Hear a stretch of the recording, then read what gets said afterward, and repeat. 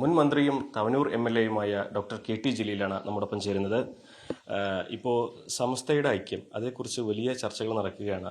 കോട്ടയ്ക്കൽ വിളംബര സമ്മേളനത്തിൽ അതിനെ സ്വാഗതം ചെയ്തുകൊണ്ടാണ് AP അബൂബക്കർ മുസ്ലിയാർ പ്രഖ്യാപനം നടത്തിയത്. എങ്ങനെയാണ് അത് യാഥാർത്ഥ്യമാകുമോ ഈ സമസ്തയുടെ ഐക്യം രണ്ട് സംഘടനകളുടെ? അല്ല, സുന്നി ഐക്യം എന്ന് പറയുന്നത് യാഥാർത്ഥ്യമാകാവുന്നതേ ഉള്ളൂ. കാരണം ആശയപരമായി രണ്ട് സംഘടനകളും തമ്മിൽ യാതൊരു തരത്തിലുള്ള വ്യത്യാസവും ഇല്ല. പിന്നെ നേരത്തെ മുസ്ലിം ലീഗുമായിട്ട് ഉള്ള ബന്ധത്തിന്റെ പേരിലാണ് സമസ്തയിൽ ഒരു കാലത്ത് ഒരു പിളർപ്പ് സംഭവിച്ചത്.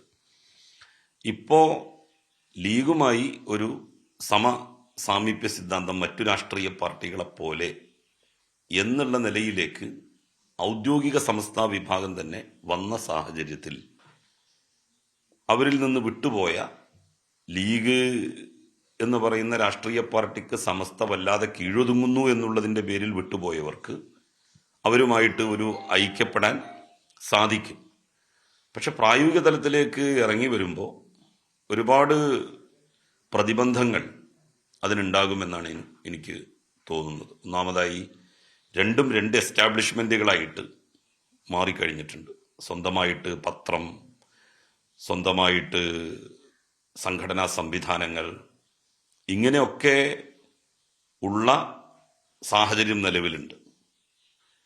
അപ്പൊ ഇതൊക്കെ മറികടന്നുകൊണ്ട് ഒരു ലയനം എന്ന് പറയുന്നത് സാധ്യമാകുമോ എന്ന് സംശയമാണ്. പക്ഷേ ഐക്യം തീർച്ചയായിട്ടും യാഥാർത്ഥ്യമാകും. രണ്ട് സംഘടനകളും അവരവരുടെ വ്യക്തിത്വം നിലനിർത്തി ഐക്യപ്പെടുക. ഇപ്പോ ഇടതുപക്ഷ ജനാധിപത്യ മുന്നണിയിൽ CPM-ഉം CPI-യും നേരത്തെ ഒരു പാർട്ടിയായിരുന്നു, പിന്നെ അവർ രണ്ട് പാർട്ടിയായി. ആ രണ്ട് പാർട്ടിയായിക്കൊണ്ട് തന്നെ ഇടതുപക്ഷം എന്നുള്ള നിലയിൽ, കമ്മ്യൂണിസ്റ്റുകാരെന്നുള്ള നിലയിൽ സഹകരിക്കുന്നത് പോലെ, ഒരുമിച്ച് നീങ്ങുന്നത് പോലെ, ഐക്യപ്പെടുന്നത് പോലെ ഈ സുന്നി സംഘടനകൾക്ക് ഒരു സുന്നി കോർഡിനേഷന്റെ അണ്ടറിൽ ഈ രണ്ട് സംഘടനകൾക്കും ഒരുമിച്ച് മുന്നോട്ട് പോകാവുന്നതാണ്. രണ്ട് സുന്നികളുടെയും സമ്മേളന വേദികളിലേക്ക് ഇപ്പോ സമസ്ത കേരള ജമിയത്തുൽ ഉലമ ഒരു പരിപാടി നടത്തുകയാണെന്നുണ്ടെങ്കിൽ AP സുന്നി വിഭാഗത്തിന്റെ സമുന്നതനായ നേതാവിനെ അതിലേക്ക് ക്ഷണിക്കുക. AP-ക്കാരൊരു പരിപാടി നടത്തുകയാണെന്നുണ്ടെങ്കിൽ ജിഫ്രി തങ്ങളെ പോലെയുള്ള തലമുതിർന്ന ആളുകളെ പരിപാടിയിലേക്ക് ക്ഷണിക്കുക. അങ്ങനെ പരസ്പരമുള്ള അകൽച്ച കാലാന്തരത്തിൽ ഇല്ലാതാക്കി കൊണ്ടുവന്ന് പിന്നീട് രണ്ട് സംഘടന വേണ്ട ഒന്നു മതി എന്ന് ഇപ്പോൾ കമ്മ്യൂണിസ്റ്റ് പാർട്ടികൾ ലയിച്ച് രണ്ട് സംഘടന വേണ്ട ഒന്നു മതി എന്നൊക്കെ പലരും പറയുന്നത് പോലെ അങ്ങനൊക്കെ പറയുന്നൊരു സാഹചര്യം സംജാതമായാൽ അതിനെക്കുറിച്ചിട്ട് ആലോചിക്കുക എന്നല്ലാതെ ലയനം എന്ന് പറയുന്നത് പ്രയാസമാകും. പക്ഷെ ഐക്യം തീർച്ചയായിട്ടും അത് രൂപപ്പെടാൻ ഒരുപാട് സാധ്യതകൾ ഇപ്പോൾ നിലവിലുണ്ട്. ഐക്യപ്പെട്ടതിന്റെ രാഷ്ട്രീയമായിട്ടുള്ള ഒരു പ്രതിഫലനം എങ്ങനെയായിരിക്കും? അത് ഇടതുപക്ഷത്തിന് പ്രതികൂലമാകുന്നൊരു സാഹചര്യം തീർക്കുമോ? അല്ല, ഇടതുപക്ഷത്തിന് പ്രതികൂലമാകുമോ അനുകൂലമാകുമോ എന്നുള്ളതല്ല പ്രശ്നം. പൊതുവെ മതസംഘടനകൾ ഏതെങ്കിലും ഒരു രാഷ്ട്രീയ പാർട്ടിയുടെ ചട്ടുകമായിട്ട് പ്രവർത്തിക്കാൻ പാടില്ല.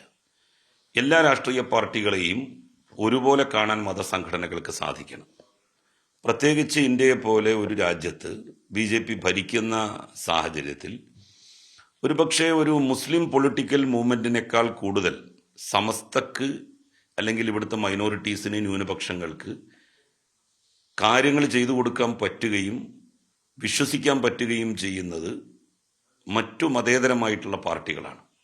അപ്പം മുസ്ലിം രാഷ്ട്രീയ പാർട്ടികളോട് നല്ല ബന്ധം നിലനിർത്തിക്കോട്ടെ, പ്രശ്നമില്ല. പക്ഷേ മറ്റു മതനിരപേക്ഷ രാഷ്ട്രീയ പാർട്ടികളോട്, മുസ്ലിം കോസിന് വേണ്ടിയിട്ട്, മൈനോറിറ്റിയുടെ കോസിന് വേണ്ടിയിട്ട് നിൽക്കുന്ന രാഷ്ട്രീയ സംഘടനകളോട് ഒരു അകൽച്ചയും പുലർത്തേണ്ട കാര്യമില്ല.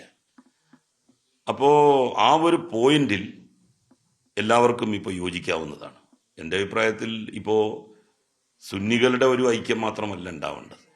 മുജാഹിദുകൾ ഇപ്പോൾ 3 സംഘടനകളായിട്ടാണ് പ്രവർത്തിക്കുന്നത്. അവർക്കിടയിലും ഒരു ഐക്യം രൂപപ്പെട്ട് വന്നാൽ തെറ്റുണ്ടാവില്ല.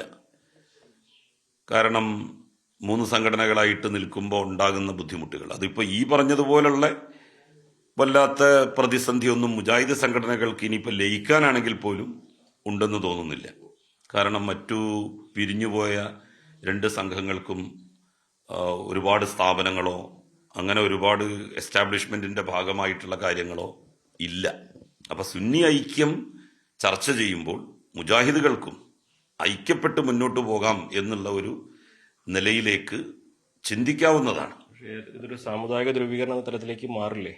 ഒരിക്കലുമില്ല. കാരണം എന്താണെന്ന് വെച്ചാൽ ഒരു സമുദായത്തിന് ഉള്ളിലുള്ള അവാന്തര വിഭാഗങ്ങൾ, ആ അവാന്തര വിഭാഗങ്ങളിൽ ഒരേ ആശയം വെച്ചു പുലർത്തുന്നവരുടെ ഒരൈക്യം അത്രേ ഉള്ളൂ. അല്ലാതെ ഇത് ബാർഗെയിനിങ്ങിന് വേണ്ടിയിട്ടോ പൊളിറ്റിക്കലായിട്ടുള്ള എന്തെങ്കിലും തരത്തിലുള്ള നേട്ടങ്ങൾക്ക് വേണ്ടിയിട്ടോ ഒന്നുമല്ല. എല്ലാവരും ഐക്യത്തിൽ നിൽക്കുക എന്ന് പറയുന്നത് ഒരു നാട്ടിൽ ജനങ്ങൾക്കിടയിൽ സൗഹാർദ്ദം വളർത്തും. അത് ഹൈന്ദവ സമുദായത്തിനിടയിലും ആ ഐക്യമുണ്ടാകണം എന്നുള്ള അഭിപ്രായക്കാരനാണ് ഞാൻ.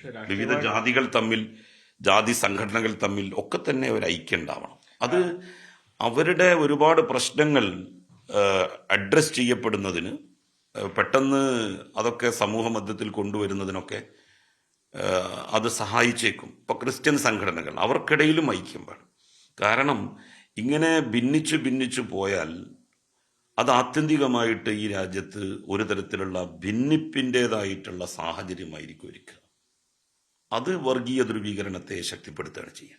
എല്ലാവരും ഇങ്ങനെ ഐക്യപ്പെട്ടു വരുന്നു എങ്കിൽ ഇപ്പൊ നമ്മളുടെ കൂട്ടത്തിലെ എല്ലാവരും കൂടി ഐക്യപ്പെടണം എന്നുള്ള ചിന്താഗതി ഉള്ള സാഹചര്യത്തിലെ വിവിധ മതസമുദായങ്ങളുമായിട്ടും ഐക്യം ഉണ്ടാകണം എന്നുള്ള ചിന്ത നമ്മളിൽ ഉടലെടുക്കുകയുള്ളൂ.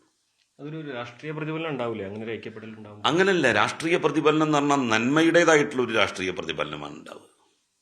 എല്ലാ രാഷ്ട്രീയ പാർട്ടികളോടും സാമീപ്യ അല്ലെങ്കിൽ സമദൂര സിദ്ധാന്തമാണ് മൈനോറിറ്റി ഓർഗനൈസേഷൻസ് പുതിയ കാലത്ത് പ്രത്യേകിച്ച് പുലർത്തേണ്ടത് എന്നാണ് എൻ്റെ അഭിപ്രായം. കൂടുതൽ വാർത്തകൾക്ക് news 18 Keralam YouTube channel subscribe ചെയ്യുക.